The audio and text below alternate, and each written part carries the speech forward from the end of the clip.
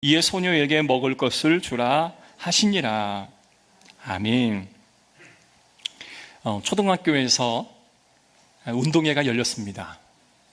그 장애물 경기를 하는 체육 순서가 있었는데요.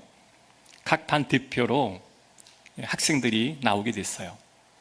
그 중에는 달리기를 굉장히 잘하는 남자아이가 있었고, 또 선수 중에는 달리기를 그리 잘하지 못한 몸집도 왜소한 그런 아이가 선수로 나왔습니다. 당연히 장애물을 넘고 뜀틀을 뛰고 이렇게 오는 가운데 그 마지막에 이런 테이블에다가 이 접시 위에 밀가루를 잔뜩 쌓아놓고 그 안에다가 명령 쪽지를 거기다 숨겨 놓은 거죠.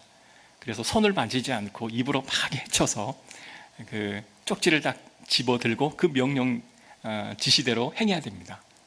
그랬더니 처음 1등으로 딱 도착한 그 아이가 쪽지를 딱 집어봤더니 오신 관중들, 학부모와 가족들 안에 할머니와 손을 잡고 결승전까지 뛰세요 라고 그 지시문이 나왔어요. 여기저기 보니까 할머니가 안 계시는 거예요. 저 멀리 있는 할머니에게 막 쫓아가서 손을 잡고 결승점으로 향합니다. 제일 꼴찌로 이렇게 달려갔던 그 등치 작은 그 아이는 밀가루를 헤집고 딱 집었는데 체육 선생님 손을 잡고 결승전까지 뛰세요 그러는 거예요. 그랬더니 체육 선생님 달리기를 잘하잖아요. 또 체육 선생님은 그 모든 것을 진행하기 때문에 바로 옆에 있는 거예요. 그 손을 딱 잡고 가는데 아이가 너무 못 뛰니까 선생님이 하시는 말씀이 야, 내 등에 엎어. 그래가지고 선생님이 아이를 업고 결승전까지 뛰는 거예요. 결과가 어떻게 됐을까요? 당연히 선생님이 그 아이를 업고 뛴 체육 선생님 손을 붙잡는 그 아이가 1등이 됐다라는 겁니다. 우리가 인생을 살아가면서 얼마나 열심히 빠르게 최선을 다해 달리는 것도 굉장히 중요합니다만은 우리가 누구와 함께 그 길을 동행하느냐는 더 소중한 일이 되겠죠. 어느 순간인가는 내 힘과 내 능력으로 뭔가 할 수 있을 것 같긴 하지만 내 힘으로 내 능력으로 할 수 없는 때가 반드시 오는 것입니다. 그때 우리가 주님의 등에 업혀서 하나님께서 원하시는 그 결승 지점까지 갈 수 있다면 그보다 더 행복한 순간이 또 어디에 있겠습니까? 이러한 축복을 누리시기를 주의 이름으로 축복합니다. 그래서 이사야 46장 3절과 4절에 이스라엘 백성들을 등에 업고 가시는 하나님의 모습이 담겨 있습니다. 야곱의 집이여 이스라엘 집에 남은 모든 자여 내게 들을지어다. 배에서 태어남으로 내게 안겼고 태에서 남으로부터 내게 업힌 너희여 너희가 노년에 이르기까지 내가 그려하겠고 백발이 되기까지 내가 너희를 품을 것이라. 내가 지었은즉 너를 업을 것이고 내가 품고 구하여 내리라. 할렐루야. 이 체육 선생님이 이 왜소한 이 아이를 등에 업고 결승전까지 달려갔던 것처럼 지금 하나님께서 이스라엘 백성들을 등에 업고 달려가시겠다라는 말씀을 우리에게 해주고 있는 것입니다. 그런데 흥미로운 부분은 하나님께서 백성들을 등에 업고 가시겠다고 하는 모습과는 상반되게 이스라엘의 백성들의 상태는 아주 심각한 상태였습니다. 이스라엘은 당시에 바벨론을 의해서 남유다가 패망하게 됩니다. 그래서 포로로 끌려가게 되고 이 바벨론 포로로 많은 백성들이 1차, 2차, 3차에 걸쳐서 포로로 끌려가게 되죠. 여러분, 나라가 망하고 가난한 신세가 되었고 그리고 모든 것들이 다 파괴된 것을 남겨둔 채 바빌론으로 포로로 끌려가는 그들의 모습을 상상해 보시기 바랍니다. 정말 하나님이 우리의 아버지 맞는가? 정말 하나님께서 우리를 인도해 주셨던 것이 맞는가라는 생각을 하게 될 것입니다. 자신들을 끌고 갔던 바빌론에 도착하자 그 바빌론은요 자신이 생각했던 것 이상 어마어마한 규모와 화려함과 아름다운 모든 것으로 장식되어 있었습니다. 당시 바벨론의 신은 이 마르둑이었습니다.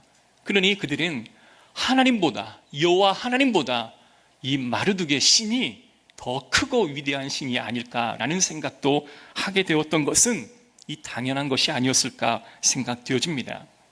이스라엘 백성들이 바라보았던 그들의 건축물은 고작 1층과 2층밖에 되지 않았는데요, 도착했던 바벨론은요, 어마어마한 건축물이 있었던 도시였었습니다. 지금도 세계 7대 불가 사이의 건축물 중에 이 바빌론의 궁중정원이 있는데요, 이 바빌론의 궁중정원은 그 높이가 오늘날 아파트 한 30층 정도 되는 높이입니다. 그런 우리 개화 아파트 그 높이만한 거대한 이 탑이 7층 계단식으로 이게 건물이 그려져 있고요, 세워져 있고요, 한 층마다 그냥 흙이 다 깔려 있고 거기에 잔디가 깔려 있고 아주 멋들어진 나무와 온갖 과일과 새들이 그리고 물줄기가 막 흐르는 그러한 궁중정원이 딱 버티고 있는 거예요. 고작 2층짜리 건물을 보았던 이스라엘 백성들이 이 바벨론에 들어가서 그 위대한 건축물을 바라보고 그들의 마음이 얼마나 놀랐겠습니까? 아주 예전에 우리나라의 63빌딩이 세워질 때 저 시골에 있는 분들이 63빌딩을 보기 위해 이 관광차를 딱 타고 올라내려서 하늘을 바라보고 건물을 바라보며 우와 놀랬던 것과 비교되지 않을 만큼의 아주 엄청난 그 센세이션을 불러일으켰던 그들의 문화였을 것입니다. 그들이 놀랐던 이유는 뭐냐면 그들이 생각했던 천국, 다시 예수 그리스도가 그들 가운데 오셔서 다시 하나님의 나라가 임하는 그 천국이 어떠한 곳이라고 믿었을까요? 아주 푸른 초장에 멋들어진 나무와 그리고 맛있는 과일이 다 열려있고 온갖 꽃들과 지저귀는 새들이 우는 그것을 그들은 천국이다라고 생각하지 않았겠습니까? 근데 막상 가보는 이 바벨론은 바로 그들이 보았던 천국의 모습을 가지고 있었던 것이죠. 그래서 이스라엘 이 촌 사람들은 이 바벨론에 와서 야, 이곳이 천국 아닌가? 이곳에 우리가 포로로 잡혀오긴 했지만 야, 멋있다, 웅장하다, 대단하다, 아마 이런 생각을 하였을 것입니다. 자, 그런데 이 바벨론에 이스라엘 백성들이 몇 년을 머물게 되죠? 70년을 머물게 됩니다. 70년을 머물렀다고 하는 것은 가나안 패망하고 다시 바벨론으로 포로로 끌려갔던 당대의 사람도 있지만 그곳에서 결혼하여 아이를 낳고 또 그 아이들이 결혼하여 또 아이를 낳는 일이 아마 반복되었을 것입니다. 70년의 세월 동안 아마 2대에서 3대까지 그 자손이 번창하지 않았겠습니까? 실제로 성경 안에는 그 바빌론 안에서 태어났던 사람들 중에 하나님의 일을 감당했던 사람들이 꽤 많았음을 우리는 보게 되는 거죠. 에스더도 그랬고요, 느헤미야도 그랬습니다. 그렇다고 한다면 그들이 생각할 때 우리나라의 과거의 가나안 민족과 지금 이 바벨론의 문화 사이에서 그들은 과연 어떠한 생각을 하였을까요? 우리나라의 예를 들어보자면 우리나라는 일제 36년의 지배를 받게 되죠. 지금도 일본과 올림픽 경기를 앞에 두고 온갖 신경전을 하고 있습니다. 정말 일본이 참 못된 건 사실인 것 같아요. 자신의 과거를 반성하지 않고 어떤 보상을 과거에 군사정부에 했던 그것으로 다 퉁치고 끝내려고 하는 그런 모습들, 그러나 그 안에서 진정한 사과를 받지 못한 그런 많은 한국의 정서가 아직 허용하지 못한 그런 상황 속에서 많은 갈등들이 있는 것 같습니다. 그런데 일본이 우리나라를 이제 침략하여 가장 먼저 했던 것이 뭐였냐면 한국말을 없애는 겁니다. 여러분, 어떻게 한 나라가 수천 년 동안 유지해온 그 언어를 없애는 것이 정당화될 수 있을까요? 그걸 값으로 따진다면 그들이 지불했던 그 값에 우리가 반응할 수 있을까요? 그건 아니죠. 진심 어린 사과를 해야만 하고 무릎 꿇고 우리 온 백성에게 빌어도 용서해 줄까 말까 하는 그런 상황 아니겠습니까? 그런데 실질적으로 언어를 뺏는 것은 식민화하는 그러한 것 중에 가장 먼저 해야 될 것이라고 역사학자들은 이야기를 합니다. 왜냐하면 언어를 빼앗아 버리면 그들의 전부를 빼앗는 것이죠. 자, 그렇다면 일제 36년 치하하에 태어났던 많은 우리 한국의 어린아이들은 그들의 모국어가 한국인 건 맞죠. 그런 학교에서 자기의 모국어를 쓴 매를 맞습니다. 그러니 그들에게는 자연스럽게 모국어는 일본어였어요. 기미가제를 부르고 또한 그들의 문화를 배우는 것이 그들에게 더 적합했을 것입니다. 심지어 대동아 전쟁을 하고 식민 사관을 주입하는 그런 상황 속에서도요, 지금 일본이 패망 직전에 있는 상황인데도 불구하고 이 한국의 언론을 다 장악한 일본이 지금 전 세계로 확진하고 있다라고 거짓 선전을 하고, 그러다가 갑자기 우리가 3.1 운동을 하고 8.15 광복은 따로따로 이루어졌기 때문에 그 3.1 운동 이후에 8.15 광복 때까지 얼마나 많은 무성한 소문들이 일어났겠습니까마는 8.15 광복이 딱 되자마자 모든 사람들이 이 3.1 운동을 할 때 태극기를 들고 막 길거리에 나왔던 것처럼 이 8.15 광복을 모든 사람이 누리곤 하였습니다. 그런데 어린아이들, 특히 학생들 같은 경우에는 이런 생각을 가졌던 사람들이 꽤 있었대요. 우리나라가 망했는데 왜 사람들은 만세를 부르는가 라고 생각하는 그런 사상의 변화들이 그들 안에 있었다는 거죠. 왜 그랬을까요? 당연하죠. 그들이 생각할 때 그들의 모국은 일본이라고 생각을 했던 사람도 있었을 것이라는 거죠. 35년, 일제 35년 그 짧은 그 시간에도 이와 같은 현상이 일어나는데 70년에 가까운 그 세월을 포로 생활했던 이스라엘 백성들 가운데는 당연히 우리나라에서 경험했던 모든 것들이 그들도 경험을 했지 않았겠습니까? 70년의 포로 생활했던 그들이 오직 여호와 하나님만을 바라보라 라는 그 신앙을 지키기는 그리 만만한 문제는 아니었을 것입니다. 그런데 이사야 46장 3절 4절, 좀 전에 제가 말씀을 읽어드렸던 것처럼 내가 너희를 품고 내가 너희를 업어 네가 백발이 되고 노년이 될 때까지 너를 품고 구하여 내리라, 이 말씀이 이 바벨론으로 포로로 끌려갔던 이스라엘 백성들에게는 얼마나 설득력이 있는 말씀으로 다가왔을까요? 문제는 하나님이 이렇게 말씀을 하셨지만 문제는 백성들이 하나님의 등에 업힐 생각을 전혀 하지 않았다라는 거예요. 낙담해 있고 냉소적이 되었고, 그들에게 계속적으로 하나님은 이런 말씀을 주시지만 그들은 등에 업힐 생각을 꿈도 꾸지 않았다라는 거죠. 이게 문제라는 겁니다. 그래서 하나님께서는 이사야 말씀을 통해서 12번이나 이러한 말씀을 반복합니다. 나 여호와라, 나 외에 다른 이가 없느니라. 얼마나 하나님이 답답했으면 나 여호와야, 나 외에는 다른 이가 없어, 내가 너를 책임지고 너를 등에 업고 가겠다라고 말하지만 백성들은 그냥 아무런 반응도 보이지 않습니다. 여러분, 제일 답답할 때가 말씀을 전하지만 반응하지 않을 때 굉장히 답답한 거 여러분 아시죠? 우리의 삶도 마찬가지입니다. 이 바벨론이라고 하는 눈에 보이는 세상의 힘 앞에 압도당하는 우리의 현대 믿음의 성도들이 많죠. 오늘날에 이 바벨론이라고 하는 거대한 이 물질이라고 하는 것에 얼마나 많은 성도들이 압도당하고 있는지 여러분 아십니까? 돈은 엄청난 위력을 가지고 있습니다. 여러분, 돈이면 다 되는 세상이 건강할까요? 돈이면 다 되지 않는 세상이 건강할까요? 저는 돈이면 다 되는 세상은 건강하지 않다고 봅니다. 돈이면 안 되는 세상이 그래도 건강한 세상이 아니겠습니까? 요즘 병원에도요, 점차적으로 환자들, 그러니까 수입이 많은 환자들을 그들만을 모시려고 초호화 병원이 생기는 거 여러분 아십니까? 돈이 많은데 한 5성 호텔 정도 되는 그런 병원에 입원하고 싶은데 그게 없으니까 그런 병원을 지어달라는 거죠. 그래서 그 병원을 지고 그들에게 최고의 의료 혜택을 주는 겁니다. 여러분, 돈을 내면 모든 게 통용되어지는 세상, 여러분 그것은 건강하지 않죠. 심지어 돈은 좀 있는데 빨리 출장을 가야 되는데 속력을 내면 딱지가 뜯기는 거예요. 저희는 교회 봉고차를 타고 다니기 때문에 속도 절감 장치가 있어요.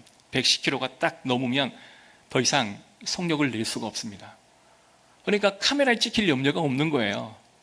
아무리 열심히 달려도 110km를 넘지를 않습니다. 그런데 보통 차 같은 경우에는 170, 180 밟기만 하면 나가지 않습니까? 그러면 급해요. 빨리 가야 돼요. 일을 처리해야 돼요. 차라리 돈 8만 원에서 한 두세 번 찍힐 것 각오하고 한 2, 30만 원 낼 각오하고 빨리 갔다가 빨리 일 처리하고 돌아오는 게 훨씬 더 나은 이익이 있다라고 생각하는 사람들은요, 그냥 속도 딱지 떼도 괜찮다라고 생각하는 겁니다. 과속을 해서 다른 사람에게 뭔가 위협을 줄 수 있다라고 하는 생각은 안 하는 거예요. 그냥 돈을 벌면 되는 거예요. 돈을 지불하면 되는 거죠. 왜? 내 죄책감은 사라지기 때문에. 여러분, 요즘은 대리모가 굉장히 유행입니다. 여인이 자신의 몸에 아이를 잉태하고 아이를 출산하는 기쁨은 이건 탄생의 신비로운 출생아니의 기적 아니겠습니까?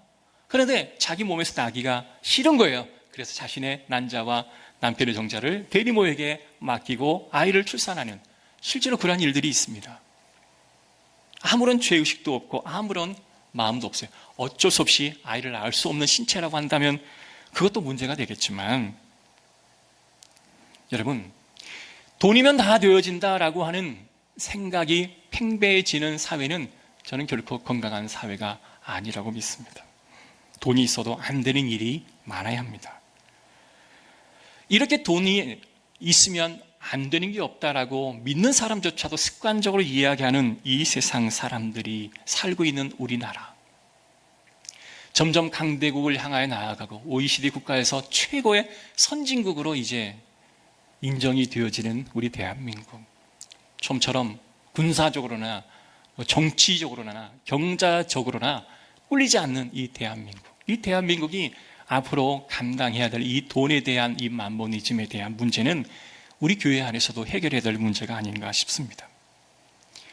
이러한 생각을 갖고 있는 우리에게 하나님께서 말씀을 통해서 나는 여호와라, 나 외에 다른 신은 없다라고 말하면 에이, 그런 말씀하지 마세요라고 할 수도 있다는 거죠. 바로 바벨론이라고 하는 왕 아래 살아가는 그들이 외치듯 돈이라는 왕 아래 살아가는 우리에게 오늘도 똑같이 말합니다. 사랑하는 성도 여러분, 하나님밖에 없다라고 하는 이야기가 우리 가운데 진심으로 가슴속에 다가오기를 주의 이름으로 축복합니다. 이런 이야기가 구약시대의 주요한 이야기였습니다. 사실 남유다가 패망하기 전에 이스라엘 상황을 보면 그들이 남쪽에는 강대국인 애굽이 있었고 북쪽에는 아수르가 있었고 동쪽에는 바벨론이라고 하는 나라가 있었습니다. 그들이 해야 하는, 가장 지도자로서 꼭 해야 하는 첫 번째 임무는 뭐였냐면, 어느 민족에 줄을 대어야 내가 건강할 수 있고 유지할 수 있고 이 정권을 유지할 수 있는가가 그들의 가장 첨예한 관심사였습니다. 어느 쪽에 붙어야 이 안정과 평화를 유지할 수 있을까였습니다. 그래서 그 조공을 바치는 대상을 잘못해서 여러 왕이 죽어나가지 않습니까? 이렇듯 이스라엘 역사는 하나님만 계시다, 그것과 다른 신도 있다라고 하는 이 두 주장이 격돌하는 세계 속에서 그들이 살아야만 했던 것입니다. 그런 그들에게 하나님께서는 대안을 제시해 줍니다. 신명기 6장에 보면 쉐마 이스라엘아 들으라 라고 말씀하시면서 너희는 내가 준 그 말씀을 미간에도 너의 이마의 손목에도 그리고 문솔주에도 그 말씀을 붙여놓고 일어날 때 잠을 잘 때까지 그 말씀을 경청하고 읽고 외우라라고 말씀하십니다. 하나님만이 유일한 신이다라고 믿지 아니하는 성도들아, 나 하나님밖에 없다, 다른 신은 내 앞에 없다라는 이 말씀을 온갖 미간에 손목에 문설주에 바르고 암송하고 바라보라라는 것입니다. 그런데 이러한 하나님께서 주시는 그 대안에도 불구하고 이들의 문제는 하나님을 섬기기도 하지만 바알도 섬기는 그러한 모습을 보이게 됩니다. 출애굽했던 이스라엘의 노예들, 근데 그들이 자유를 얻고 이제 광야로 나아가죠. 앞에는 홍해고 뒤에는 애굽의 군사들이 쳐들어옵니다. 자, 그들에게 가장 필요했던 것은 바로 힘 있는 하나님이 필요했죠. 그래서 그들이 하나님을 어떻게 표현했냐면 출애굽 15장 3절의 말씀 보면 여호와는 용사시니 여호와는 그의 이름이시로다. 자, 여호와는 용사라는 이 표현은 여호와는 전쟁의 신이라는 그들의 표현이었습니다. 전쟁의 신인 여호와께서 쳐들어오는 이 애굽의 군사를 완전 수장시켜버리고 여호수아를 필두로 가나안 정복을 하게 할 때 전쟁의 신인 여호와 하나님께서 그 가나안 모든 거민들, 7의 거민들을 무찔러 주셨던 거죠. 그들은 전쟁의 신을 확실히 믿고 신뢰했었습니다. 근데 막상 하늘의 만나와 메추라기를 먹고 그리고 옷이 헤어지지 않고 신발이 닳지 않는 그런 축복을 누렸던 이스라엘 백성들이 막상 가나안 땅에 딱 들어가자마자 그거는 농사를 지어야 하는 삶으로 바뀌었죠. 농사를 지으려면 물이 필요했고 물을 가져다 주는 것은 바로 비였습니다. 그때 비를 관장하는 신이 바로 바벨, 그들의 신이었던 뭐에서요? 암몬.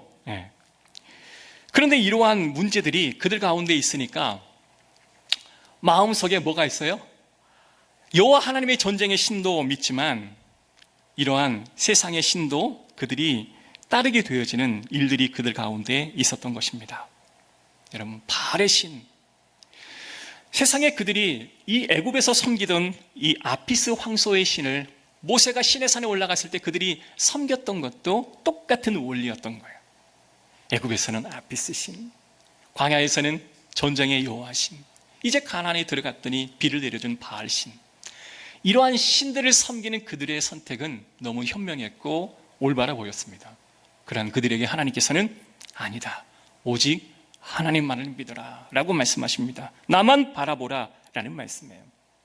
자, 오늘 본문의 이 야이로의 모습을 보십시오. 이 말씀은 제가 몇 주 전에 본문을 잡고 말씀을 선포했던 그런 말씀입니다. 이 회당장 야이로는 지역의 지도자입니다. 그 사람의 딸이 지금 죽을 병에 걸리니 예수님께 찾아옵니다. 예수님을 모시고 이제 자기 집으로 가던 길이었습니다. 그런데 길가에 가던 길에 자기 딸이 죽었다라는 비보를 듣게 되죠. 예수님께서 이 야이로에게 말합니다. 두려워하지 말고 믿기만 하라. 아니, 회당장이 할 것은 하나밖에 없는 거예요. 다른 건 하지 말라는 거죠. 오직 예수님을 바라보라 라는 말씀을 합니다. 하나님 외에는 다른 게 없으니 오직 하나님만을 바라보고 나아가라는 거죠. 이것저것 다 믿지 말고 오직 예수님만을 바라보고 집에까지 가자라는 말입니다. 그래서요, 자, 비보는 비보여요. 자, 집에 거의 도착했더니 저 언덕 너머에서 통곡 소리가 들려옵니다. 당신은 사람이 죽으면 전문적으로 돈을 받고 통곡을 해주는 그런 사람들이 있었어요. 그러니까 한 사람이 가정에 죽으면 돈을 받고 울어주는 사람들이 온 마을이 그냥 떠나갈 정도로 울게 됩니다. 그러니 이 야이로가 먼 발치에서 자기 집 쪽에서 나는 그 울음소리를 듣고 그 마음이 얼마나 무너졌겠습니까? 딸이 죽었다라고 하는 비보를 듣는 것이 현실화되었어요. 눈으로 확인을 하는 겁니다. 집안에 들어갔더니 온통 가족들은 슬픔에 잠겨 있습니다.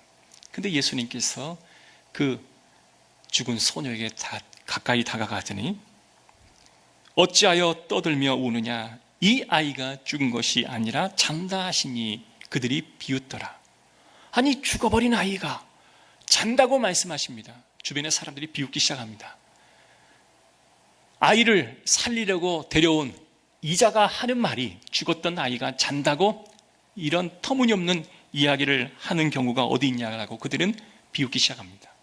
야이로는 그 비웃음의 소리를 다 듣습니다. 그러나 동시에 나만 믿어라 하는 여호와 하나님의 예수님의 이야기도 듣습니다.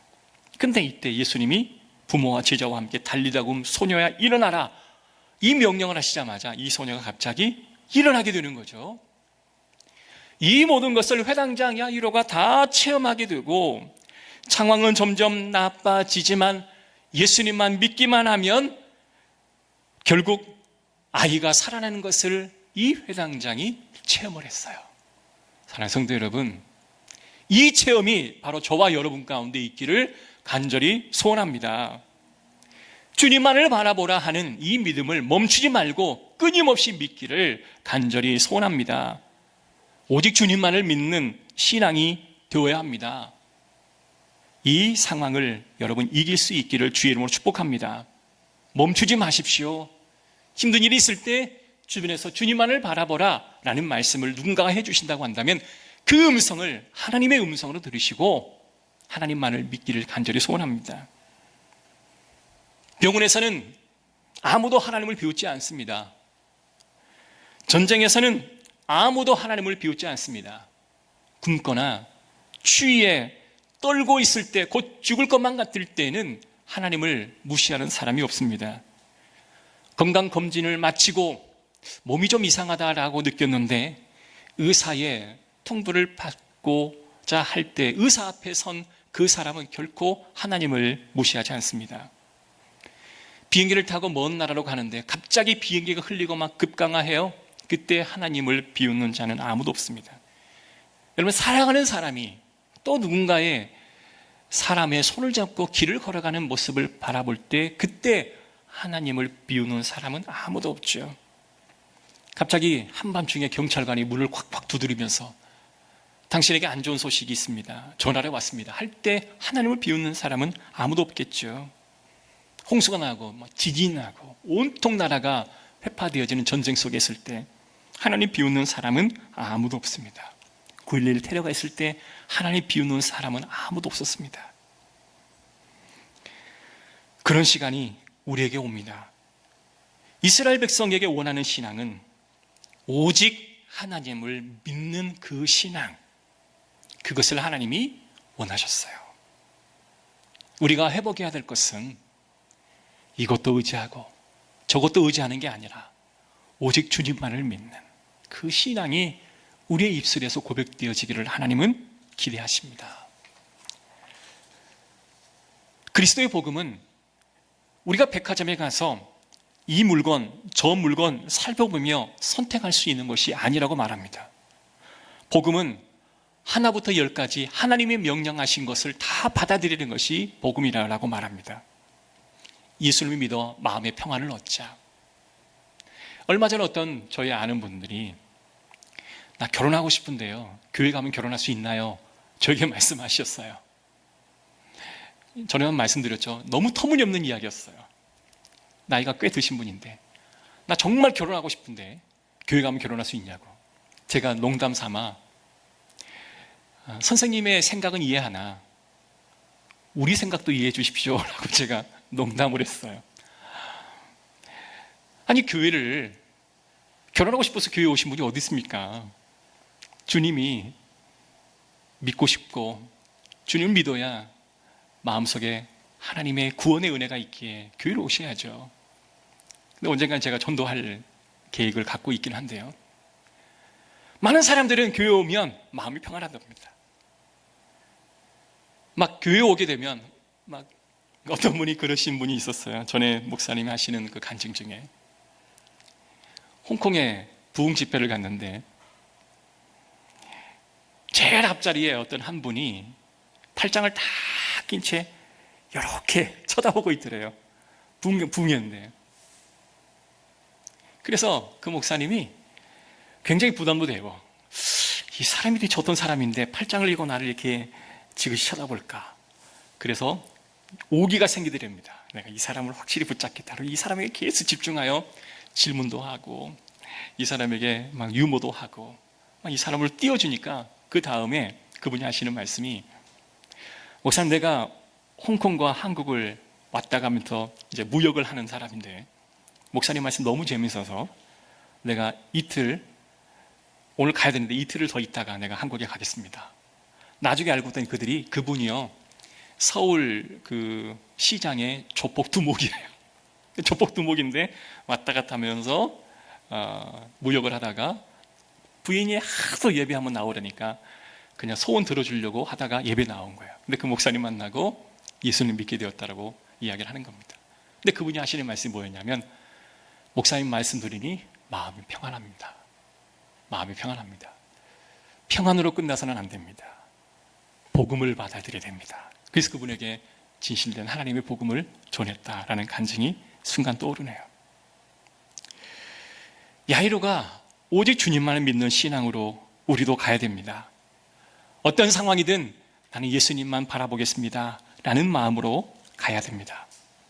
위로와 평강을 여러분 얻기 위해서라면 씨를 뿌려야 되겠죠.